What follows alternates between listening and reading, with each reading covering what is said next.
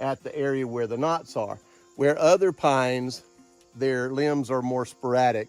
That's one way of being able to recognize a white pine, is they have limbs that come out in interments that are even with each other in a circle around the trunk. Another way to be able to determine a white pine is they have a lighter color of leaf. One side is a little darker green, one side is a little bit of a lighter white green. And there's another way of telling it too, is each of these leaves are going to come out in sections.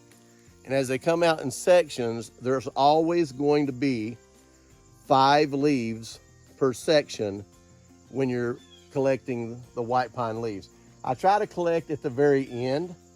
That's always the youngest growth. And they're very easy to pull off. And it doesn't hurt the tree at all. There's plenty of trees around here, and this is just like pruning them. And it doesn't take a lot of white pine needles, leaves, ever how you want to say it, to make white pine or pine tea.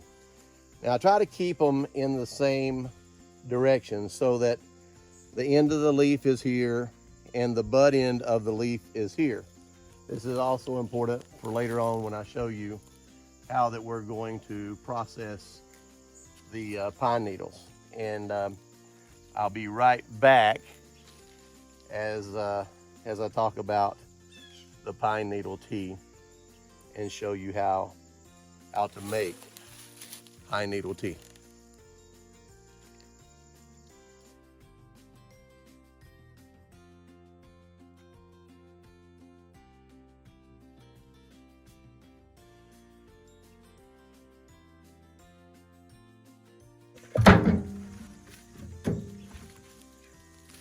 Oh hey, it's getting autumn. You know, it's autumn now here in the Appalachian Mountains, and I'm collecting firewood. And but while I'm out here, I wanted to show you something that could help you and benefit you, and it actually is a good treat at night. I'm gonna be making a combination of rosehip and pine needle tea. Rosehip and pine needle tea are extremely high in polyphenols, extremely high in vitamin C, which is an antioxidant. So I hope that this will be an enjoyable video for you, and I hope that you like my account here on YouTube and spread the word about natural health. Pine needle tea and rosehip tea are very high in vitamin C, and you need your vitamin C. In fact, most of us, and this is epidemic almost here in the United States and other countries as well, we're very deficient in vitamin C. I want to show you this plant here.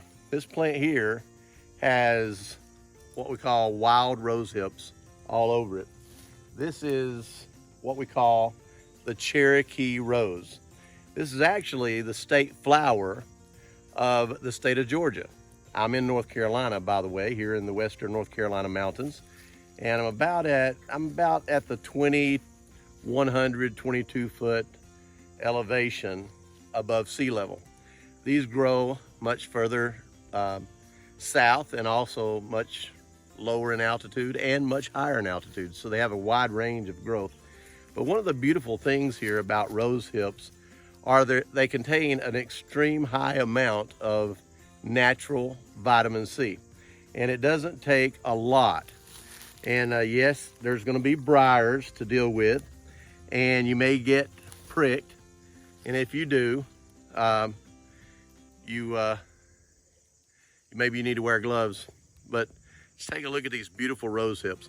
It's not going to take many, so I'm going to collect just a few and show you how to make wild rose hip tea.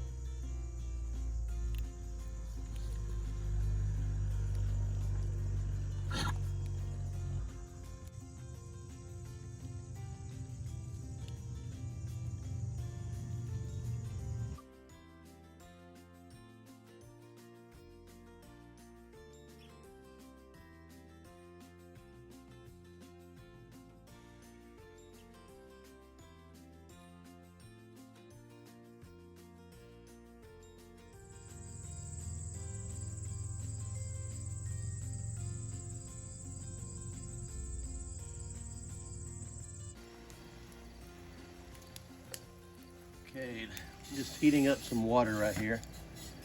As you can see, it's almost to a boil, and we're going to use it here in just a moment for the tea.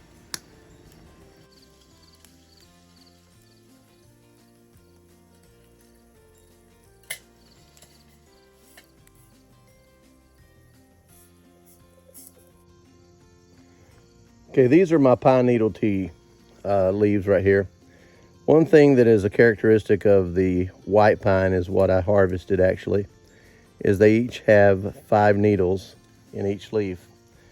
Now, to make the tea more potent, where it actually extracts better, obviously I don't want to make turpentine out of it, so I don't boil it in the water.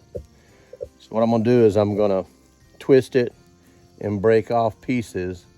I could cut them with a knife, but I'd rather twist them like this. And as I do, what will happen is it's going to help release more of the goodness in these leaves. Okay, I don't need much. This right here is plenty to make a good tea. Now, as far as the rose hips, I'm going to put some of them in there too, only about 5 or 6 rose hips. These are wild Cherokee rose hips. And before I put them in, I'm basically going to squish them like that right there and get them activated. And then we're good.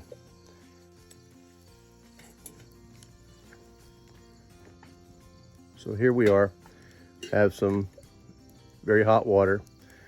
I don't want to boil it in there. As you know, I have my rose hips and my pine needles here. Just going to dump them into the hot water.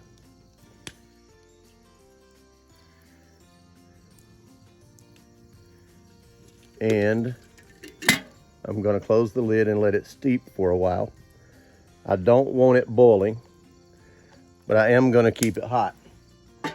So we'll keep it hot here on the fire until it has steeped for about 10 minutes.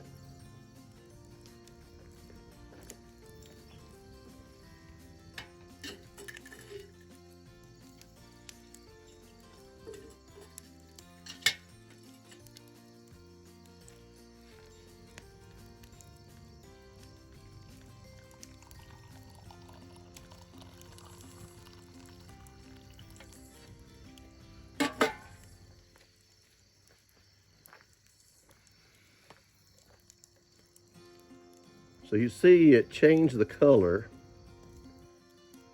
of the water slightly. This is nice and hot. If you'd like to add a little honey to it, you're welcome to do that too. 500% more vitamin C than a glass of orange juice. And it's available year round. And actually, it tastes great.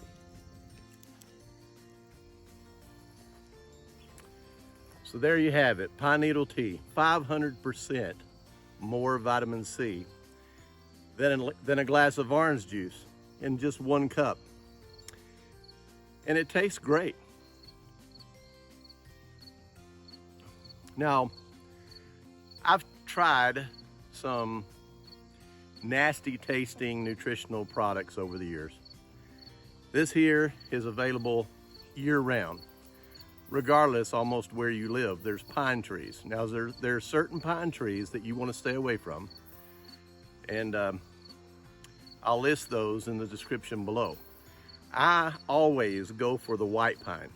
The white pine is very rich in vitamin C, and also I placed a few rose hips in here from the wild Cherokee rose from up here in the western North Carolina mountains, in the Appalachian Mountains actually. And I'm getting my vitamin C dose today. And you can do it too for free all year long, all year long. I appreciate you joining me here as I try to give you this tutorial on pine needle tea. Thank you for joining me here on my channel. Appreciate you subscribing.